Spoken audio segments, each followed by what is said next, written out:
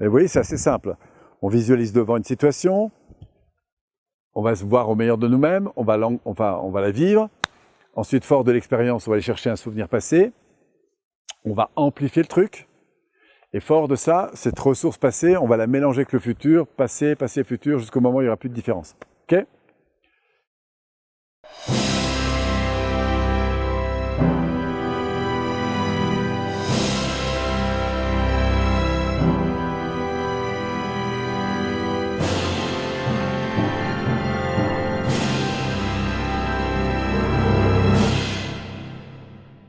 Alors, et c'est pour ça que, du coup, dans notre ambition d'aller prendre en compte ce que la personne vit, on a quelques outils. Alors, on va parler d'écoute, et notamment d'écoute active. D'ailleurs, à propos, pourquoi nous l'appelons écoute active? Par différence avec l'écoute passive. D'accord? Donc, selon vous, qu'est-ce qui fait la grosse différence entre une écoute dite passive et une écoute dite active? On participe, c'est-à-dire je suis acteur de quelque chose. Dit autrement, je vais faire des choses en vue d'obtenir des choses. Vous êtes d'accord? C'est être acteur. Alors vous allez me dire, mais où s'arrête, où commence la manipulation? Il y en a qui se posent cette question? Ben, vous devriez vous la poser. Sinon, elle va arriver très vite, rassurez-vous. Vous savez d'où ça vient, manipuler? Ça vient de prendre en main. Et vous savez ce que ça veut dire, prendre en main une personne, prendre en main une relation? Ça veut dire porter de l'attention à la situation. Donc manipuler, ça veut dire prendre en main pour moi. Alors, la question n'est pas de savoir si on manipule ou pas, parce que de toute façon, je vous le dis très directement, ce qu'on dit en PNL, c'est que c'est impossible de ne pas manipuler. Vous souriez à quelqu'un, je viens vers toi, je provoque un truc. Donc, alors, nous, on parle plus de langage d'influence. Alors, évidemment que derrière la notion de manipulation, c'est quoi le truc que les gens refutent? C'est l'idée d'amener l'autre là où il ne veut pas, enfin surtout là où je veux moi. D'accord? Donc en fait, dans la question de la manipulation, la vraie question, c'est pas la manipulation, c'est l'intention dans laquelle je suis. Où est-ce que j'amène la personne? D'accord? Donc nous, on va voir des outils, des techniques, à la fois verbales et non verbales, qui vont justement favoriser cet échange. Et pour ça, ça doit répondre à des principes qu'il est important de bien comprendre. Moi, je vais vous donner 3 techniques en PNL qui sont complémentaires et qui font la base de toute l'écoute active. D'accord? C'est essentiel. Et franchement, il n'y a pas un jour où vous n'aurez pas à utiliser ce genre de truc. Alors, l'ambition de l'écoute active, c'est d'abord évidemment d'établir un lien de qualité. Et surtout en évitant 2 pièges qui viennent beaucoup nuire à nos relations. Le premier, c'est l'interprétation. Et pire encore, le jugement. Vous avez une page là-dessus. Hein? L'interprétation et le jugement. L'interprétation, c'est « Oui, mais toi, tu dis ça parce que tu penses ça. » Vous faites quoi quand ça t'énerve, hein, ça le donne un peu. Alors, pire encore, c'est « Tu dis ça parce que tu es comme ça. » Ça, c'est du jugement de valeur. Bref, alors pour éviter cette affaire, on a 3 façons d'accueillir le point de vue de l'autre. Alors, la première façon, première clé très importante à développer, on appelle ça l'écoute silencieuse en PNS. Bon, en fait, c'est pas tant silencieux que ça, puisque ça consiste à dire ok, etc., etc. L'objectif de cette façon d'écouter, c'est de vous montrer, en fait, en quelque sorte, que je reçois l'information que vous me donnez. C'est de montrer que je vous suis. Et pourquoi? Parce que le système nerveux, il a besoin d'avoir un récepteur, en fait. Je ne sais pas si vous avez déjà, pour certains, parlé devant une caméra. C'est pas forcément au départ facile, hein, quand vous êtes tout seul. Pourquoi? Ben voilà, il n'y a pas le retour, en fait. Par exemple, les jeunes conférenciers, il y a une tendance à très vite corriger, c'est que quand ils s'expriment dans un public, ils vont avoir tendance à regarder les gens qui leur donnent du feedback. Pourquoi? Parce que le cerveau, il a besoin d'avoir un retour. C'est rassurant à différents niveaux, donc voilà. Donc on va les aider à justement pas passer toute la soirée avec la même personne. Sinon c'est un peu embêtant pour les autres. Après, on a quelque chose d'un peu plus poussé pour obtenir davantage d'informations. On veut plus d'infos. Plus d'infos. Et surtout, ça c'est pas noté sur votre cahier, c'est plus d'infos sensorielles. Dit autrement, liées au ressenti. Et je vais vous montrer pourquoi. La relance, ça consiste en fait à obtenir, l'objectif c'est d'obtenir plus d'infos, on est d'accord? Donc là, il y a 2 grosses façons de le faire. Par exemple, la personne vous dit, bah voilà, hier soir, on était dans une soirée, on a parlé d'énéagramme, c'était vraiment sympa. Puis elle s'arrête.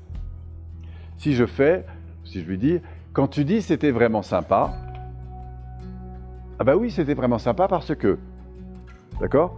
Donc ça va l'amener à reprendre. Donc la clé, c'était de reprendre, reprise, fin de phrase,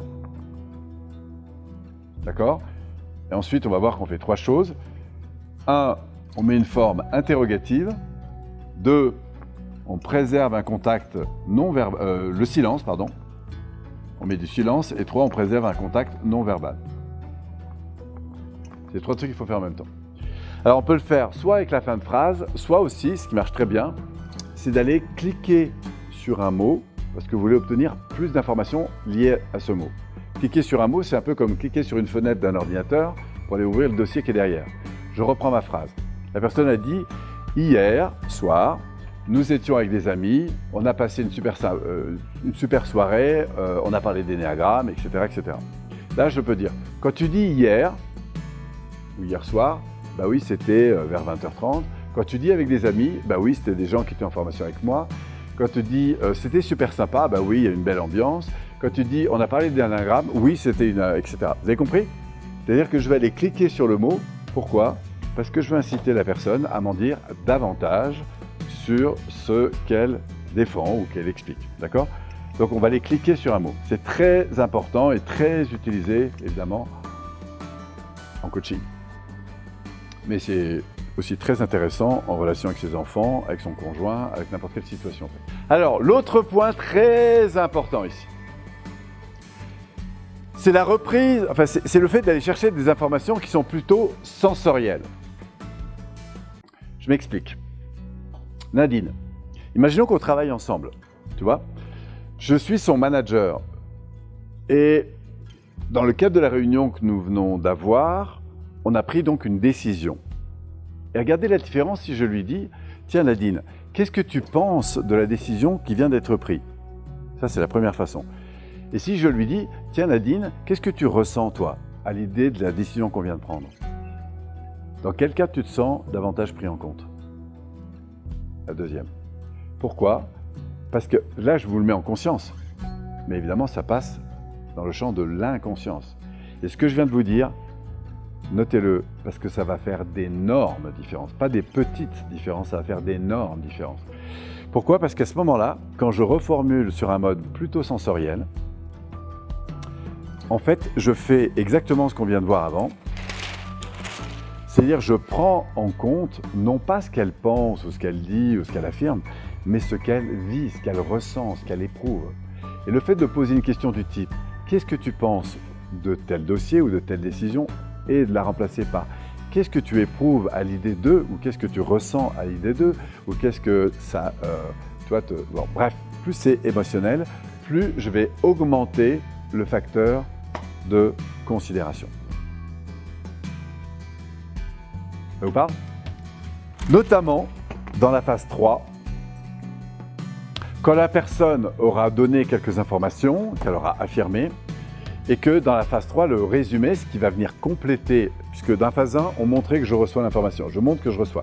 Dans la phase 2, je vais obtenir plus d'informations. Soit je reprends la fin de phrase sous forme interrogative, soit je vais cliquer sur un mot ou sur un autre pour obtenir davantage d'infos et si possible de l'information d'ordre sensoriel.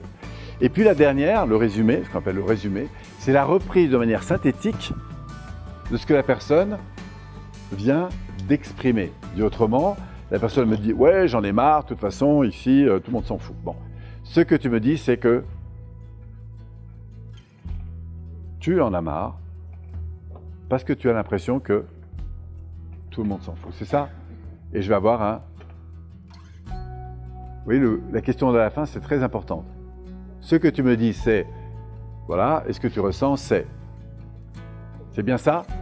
Et je vais obtenir ce qu'on appelle, nous, un oui physiologique, c'est-à-dire un oui d'approbation, dit autrement, un oui, c'est ça que j'ai voulu exprimer. C'est un des oui les plus importants en matière de com, je peux vous l'assurer.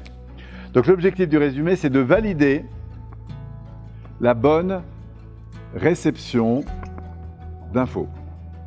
Et le point important en neurophysiologie, c'est non seulement ce qui a été dit, exprimé, affirmé, mais surtout ressenti.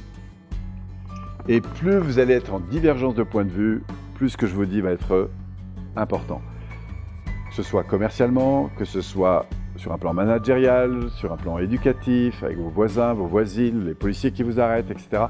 Plus vous allez reprendre la réalité physiologique de la personne, plus ça va être efficace. Donc, la question, c'est ce que tu dis, ce que tu affirmes, ce que tu penses, ce que tu défends, ce que tu cries hautement, ce que tu affirmes avec ça. D'accord, vous avez compris? Donc, c'est ce que tu dis, affirme, évoque, ressens, etc., etc. C'est. Et là, je reformule, et c'est très important de reprendre les mots de la personne pour obtenir ce qu'on va appeler un « oui, c'est ça ». Et ce fameux « oui », qu'on appelle nous un « oui » physiologique parce qu'il renvoie… C'est un « oui », c'est exactement ça que j'ai voulu exprimer. Et vous allez voir, l'ascenseur émotionnel remonte. Et quand un ascenseur émotionnel remonte chez une personne, il y a un autre truc qui monte, c'est son ouverture à la différence. Donc toute la mécanique, elle consiste ici à reconnaître ce que la personne vit pour le faire remonter. Je prends un exemple. Vous êtes parent, il est 9h30 le soir, vous avez un enfant qui joue devant la télé, et vous lui dites « Bon, bah, écoute mon bonhomme, maintenant il est l'heure d'éteindre la télé et d'aller rejoindre ton lit. » Réponse « Non. » Et nous, réflexe, mais si tu vas faire ce que je te demande, oui ou non? Bah, c'est pas grave, hein. Mais vous serez beaucoup plus efficace sur un plan d'impact relationnel si vous commencez par dire « Ok, j'entends que pour toi, si tu pouvais rester devant la télé, ce serait super, n'est-ce pas? Oui. Ah bah tu vois, je veux. » Et là, qu'est-ce qui se passe à votre avis quand je fais ça? Ben, il se sent considéré, le bonhomme. Et au-delà de la séquence immédiate dans laquelle il va se sentir, non seulement ça va l'ouvrir, après ça va être plus facile de passer en phase 2, mais en plus de ça, vous en ferez un gagnant. Pourquoi? Parce que vous en ferez quelqu'un qui a le sentiment d'exister dans le monde.